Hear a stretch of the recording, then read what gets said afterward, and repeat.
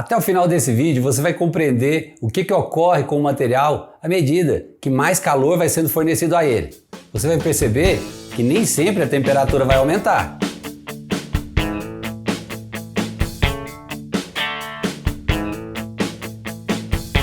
Olá pessoal, bem-vindo ao Verve Científico. Antes de prosseguirmos, dê um like nesse vídeo. Isso porque o YouTube vai mostrá-lo a mais pessoas quanto mais like ele tiver. Assine também o canal, basta clicar nesse botão aqui e ative o seu sininho para que você possa acompanhar nosso conteúdo que sai a cada semana. Vimos que quando você aquece uma água para o chá a uma dada temperatura, você precisa de 2 vezes mais calor para aquecer 2 xícaras do que para aquecer uma. Então, a quantidade de calor depende da quantidade de massa. Além disso, a experiência também mostra que para aquecer uma quantidade de água, elevando a sua temperatura por 60 graus, é preciso do dobro do calor que para elevá-la por apenas 30 graus. Com isso fica claro que a quantidade de calor necessária vai depender também da variação de temperatura desejada. Quanto maior for o aumento desejado na temperatura, maior vai ser a quantidade de calor para promover esse aumento. Finalmente, a quantidade de calor necessária também depende do material. Elevar a temperatura de 1 kg de água requer muito mais calor que para fazer a mesma variação em uma mesma massa de alumínio, por exemplo.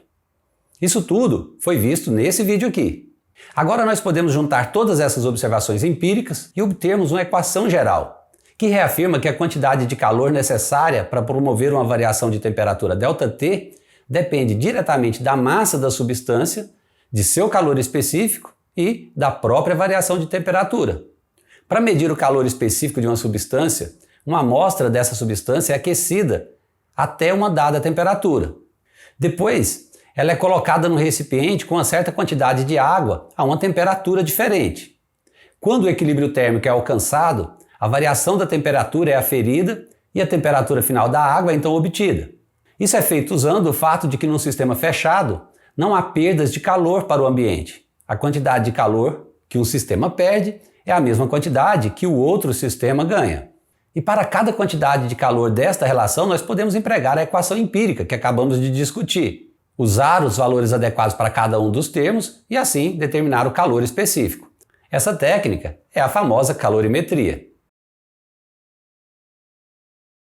Usamos o termo fase para descrever o estado específico da matéria, como sólido, líquido ou gás. A água, por exemplo, pode existir tanto na fase sólida, na forma de gelo, como na fase líquida, como água, e na fase gasosa, como vapor. Essas fases também são chamadas de estados da matéria: o estado sólido, o estado líquido e o estado gasoso. Quando o material muda de fase, digamos, do estado sólido para o líquido ou do estado líquido para o gasoso, sempre há uma certa quantidade de calor envolvida nessa transformação. Parte dessa energia é a própria energia térmica do material. Por exemplo, num sólido, é a energia cinética dos átomos vibrantes mais a energia potencial das ligações moleculares, esticadas e comprimidos. E é essa energia que constitui a energia térmica do material. Outra energia envolvida na transformação é o calor, que pode ser fornecido ou retirado do material. Se o calor é fornecido ao material em quantidade suficiente, seu derretimento vai ocorrer, uma vez que a energia térmica será tão grande que as ligações entre os átomos ou moléculas começam a se romper, permitindo que eles se movam mais livremente. A temperatura na qual um sólido se torna um líquido é chamada ponto de fusão ou temperatura de fusão. Por outro lado, no caso onde há extração de calor, ocorre o oposto. A energia térmica do material será reduzida de tal forma que o líquido se solidifica. A temperatura em que isso ocorre é chamado ponto de congelamento. O derretimento e o congelamento são exemplos de mudanças de fase. Um diagrama de fases é usado para mostrar como as fases de uma substância variam com a temperatura e a pressão. Cada diagrama é dividido em 3 regiões correspondentes às fases sólida, líquida e gasosas. As linhas de limite que separam as regiões indicam as transições de fase. E cada ponto sobre essas linhas representa um estado de equilíbrio de fase, que é um estado onde as 2 fases diferentes coexistem. Cruzar a fronteira sólido-líquido corresponde à fusão ou congelamento, depende do sentido, enquanto que cruzar a fronteira líquido-gás corresponde à ebulição ou à condensação. também dependendo do sentido. Mas há uma outra possibilidade: cruzar a fronteira do gás sólido. A mudança de fase na qual um sólido se torna um gás é chamada sublimação. Não é uma experiência cotidiana, mas provavelmente você deve ser familiarizado com a sublimação do gelo seco, por exemplo. A fronteira gás-líquido termina em um ponto denominado ponto crítico. Abaixo do ponto crítico, o líquido e o gás são claramente distintos. Há uma clara mudança de fase quando você passa de um para o outro. Mas não há distinção clara entre líquido e gás a pressões e temperaturas acima do ponto crítico. Nessas condições, o sistema é dito um fluido supercrítico, e ele varia continuamente entre alta densidade e baixa densidade, sem nenhuma mudança de fase. O último ponto de interesse no diagrama de fase é o ponto triplo, onde os limites da fase se encontram. Duas fases estão em equilíbrio de fase ao longo dos limites, ao longo das linhas. Já o ponto triplo é o único valor de pressão e temperatura, ou seja, o único ponto no diagrama de fases no qual todas as três fases podem coexistir em equilíbrio de fase. Como já mencionamos, a transição de fase ocorre geralmente acompanhada por absorção ou emissão de calor. Por exemplo, um bloco de gelo de 1 kg pode ser aquecido a uma taxa constante e ser transformado totalmente em água. A água, então, pode ser aquecida até 100 graus Celsius e ser transformada totalmente em vapor. E indo além, é possível continuar fornecendo calor e aquecer o vapor ainda mais. Nesse processo, quando o gelo é aquecido a partir de 20 graus Celsius, a sua temperatura aumenta numa taxa de meio grau para cada kJ de calor que lhe foi fornecido. Isso porque o calor específico do gelo é de 2090 joules por quilograma por grau Celsius. Quando o gelo atinge 0 graus Celsius, a temperatura para de aumentar, mesmo que continuemos a fornecer calor. Nesse estágio, o gelo se converte gradualmente em água, e nesse processo de transição de fase não ocorre nenhuma alteração na temperatura. Depois de adicionados cerca de 160 kJ de calor ao sistema a 0 graus Celsius, metade do gelo ainda vai permanecer, e a outra metade já terá se liquefeito. Após 333 kJ terem sido adicionados ao sistema, todo o gelo terá se transformado em água, ainda a 0 graus Celsius.